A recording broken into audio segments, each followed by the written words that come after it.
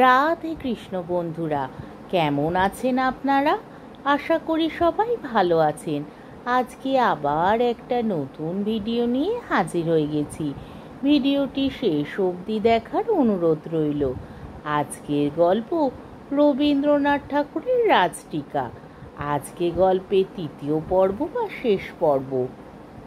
একদিন প্রাতকালে নবেন্দু স্নানের পূর্বে বক্ষস্থল তৈলাক্ত করিয়া পৃষ্ঠদেশের দুর্গম অংশগুলিতে তৈল সঞ্চার করিবার কৌশল অবলম্বন করিতেছেন। এমন সময় বেয়ারা এক কার্ড হাতে করিয়া তাহাকে দিল। তাহাতে স্বয়ং ম্যাজিস্ট্রেটের নাম আঁকা। লাবণ্য সহাস্য কৌতূহলী চক্ষে আড়াল হইতে কৌতুক দেখিতেছিল। তৈল লাঞ্ছিত কলেবরে তো ম্যাজিস্ট্রেটের সহিত সাক্ষাৎ করা যায় না। নবেন্দু ভাজিবার পূর্বে মশলা মাখা কই মৎস্যের মতো বৃথা ব্যতিব্যস্ত হইতে লাগিলেন। তাড়াতাড়ি চকিতের মধ্যে স্নান করিয়া কোনো মতে কাপড় পরিয়া ঊর্ধ্বশ্বাসে বাহিরের ঘরে গিয়া উপস্থিত হইলেন।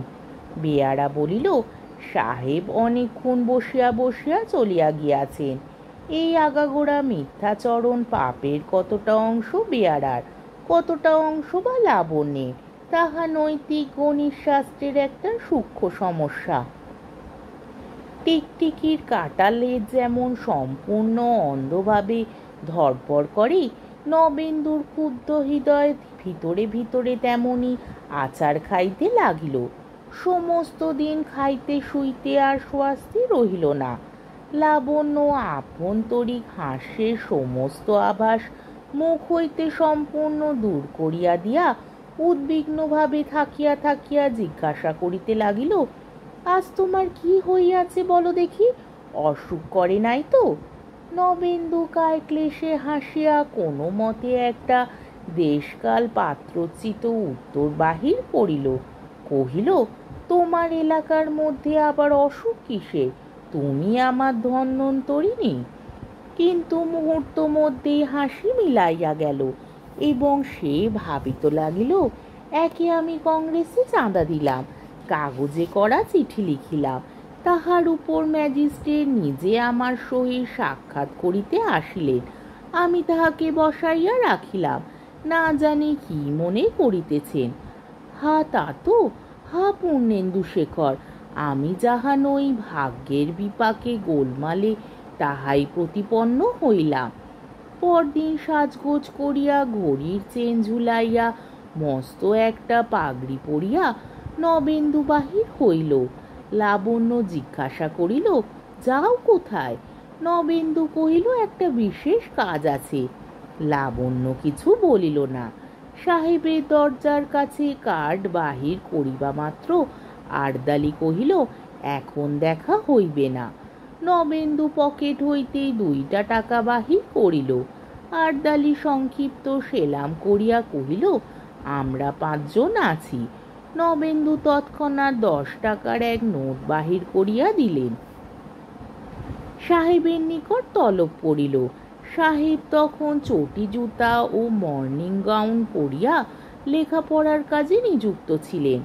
নবেন্দু একটা সেলাম করিলেন। ম্যাজিস্ট্রেট তাহাকে অঙ্গুলি সংকেতে বসিবার অনুমতি করিয়া কাগজ হইতে মুখ না তুলিয়া কহিলেন, কি বলিবার আছে বাবু? নবেন্দু ঘড়ির চেন নাড়িতে নাড়িতে বিনীত কম্পিত স্বরে বলিল, কাল আপনি অনুগ্রহ করিয়া আমার সহিত সাক্ষাৎ করিতে গিয়াছিলেন, কিন্তু সাহেব ভ্রু কুঞ্চিত করিয়া একটা ছোট কাগজ হইতে মুখ তুলিয়া বলিলেন, সাক্ষাৎ করিতে গিয়াছিলাম? বাবু, what nonsense are you talking? Nabendu beg your pardon, ভুল হইয়াছে, গোল হইয়াছে করিতে করিতে ঘর্মাপ্লুত কলেবরে কোনো মতে বাহির হইয়া আসিলেন এবং সে রাত্রে বিছানায় শুইয়া কোনো দুঃস্বপ্নশ্রুত মন্ত্রের ন্যায় একটা বাক্য থাকিয়া থাকিয়া তাহার কানে আসিয়া প্রবেশ করিতে লাগিল, বাবু, ইউ আর হাউলিং ইডিয়েট।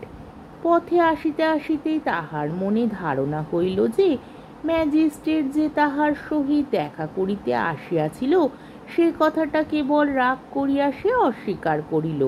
মনে মনে কহিলেন, ধরণী দিদা হও। কিন্তু ধরণী তাহার অনুরোধ ক্ষমা না করাতে নির্বিঘ্নে বাড়ি আসিয়া পৌঁছিলেন। লাবণ্যকে আসিয়া কহিলেন, দেশে পাঠাইবার জন্য গোলাপ জল কিনিতে গিয়াছিলাম। বলিতে না বলিতে ক্যালেক্টারের চাপরাশ পড়া চঞ্চয়েক পেয়াদা আসিয়া উপস্থিত। সেলাম করিয়া হাস্যমুখে নীরবে দাঁড়াইয়া রহিল। লাবণ্য হাসিয়া কহিল, তুমি কংগ্রেসে চাঁদা দিয়াছ বলিয়া তোমাকে গ্রেপ্তার করিতে আসে নাই তো? পেয়াদারা 6 জনে 12 পাটি দন্তাগ্রভাগ উন্মুক্ত করিয়া কহিল, বকশিস বাবু সাহেব। নীলরতন পাশের ঘর হইতে বাহির হইয়া বিরক্ত স্বরে কহিল, কিসের বকশিস? পেয়াদারা বিকশিত দন্তে কহিল, ম্যাজিস্ট্রেট সাহেবের সহিত দেখা করিতে গিয়াছিলেন, তাহার বকশিস। লাবণ্য হাসিয়া কহিল, ম্যাজিস্ট্রেট সাহেব আজকাল গোলাপ জল বিক্রি ধরিয়াছেন নাকি? এমন অত্যন্ত ঠান্ডা ব্যবসায় তো তাহার পূর্বে ছিল না। হতভাগ্য নবেন্দু গোলাপ জলের সহিত ম্যাজিস্ট্রেট দর্শনের সামঞ্জস্য সাধন করিতে গিয়া কি যে আবোল তাবোল বলিল, তাহা কেউ বুঝিতে পারিল না। নীলরতন কহিল, বকশিসের কোনো কাজ হয় নাই, বকশিস নাহি মিলেগা। নবেন্দু সংকুচিতভাবে পকেট হইতে একটা নোট বাহির করিয়া কহিল, উহারা গরিব মানুষ, কিছু দিতে দোষ কি? নীলরতন নবেন্দুর হাত হইতে নোট টানিয়া লইয়া কহিল, উহাদের অপেক্ষা গরিব মানুষ জগতে আছে, আমি তাহাদিগকে দিব। রুষ্ট মহেশ্বরের ভূত প্রেতগণকেও কিঞ্চিত ঠান্ডা করিবার সুযোগ না পাইয়া নবেন্দু অত্যন্ত ফাঁপড়ে পড়িয়া গেল। পেয়াদাগণ যখন বজ্রদৃষ্টি নিক্ষেপ করিয়া গমনোদ্যত হইল, তখন নবেন্দু একান্ত করুণভাবে তাহাদের দিকে চাহিলেন, নীরবে নিবেদন করিলেন, বাবা সকল, আমার কোনো দোষ নাই, তোমরা তো জানো কলিকাতায় কংগ্রেসের অধিবেশন। তদুপলক্ষে নীলরতন সস্ত্রীক রাজধানীতে উপস্থিত হইলেন। নবেন্দুও তাহাদের সঙ্গে ফিরিল। কলিকাতায় পদার্পণ করিবা মাত্র কংগ্রেসের দলবল নবেন্দুকে চতুর্দিকে ঘিরিয়া একটা প্রকাণ্ড তাণ্ডব শুরু করিয়া দিল। সম্মান সমাদর স্তুতিবাদের সীমা রহিল না। সকলেই বলিল, আপনাদের মতো নায়কগণ দেশের কাজে যোগ না দিলে দেশের উপায় নাই।